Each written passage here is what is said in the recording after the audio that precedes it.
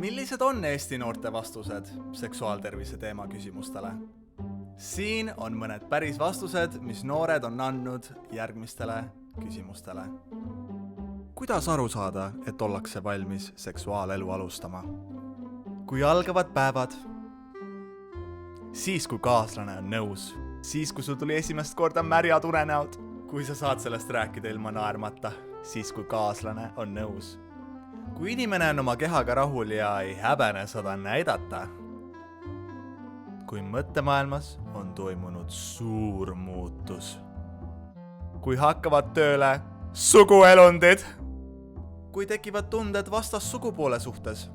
Õnneks mulle meeldib jälle sama sugu.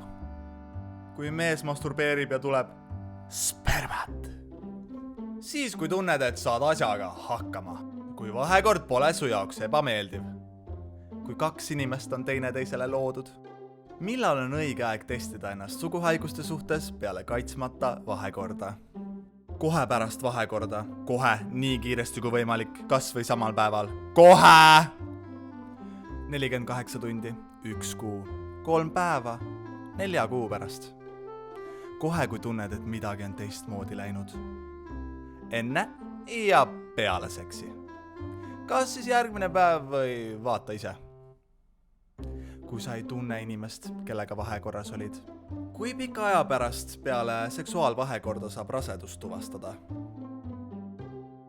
2-4 päeva, 7 päeva pärast, 3 päeva pärast, vähemalt 72 tundi, umbes 2-6 päeva pärast, 20 päeva, 48 tundi, 3-4 päeva, 72 tundi, 5 nädalat, 4 nädalat, 2 nädalat, 24 tundi.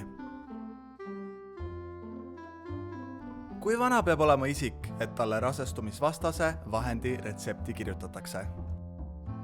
Ma arvan, et kuskil 14 või 16, senikaua tuleb kondoomidega hakkama saada.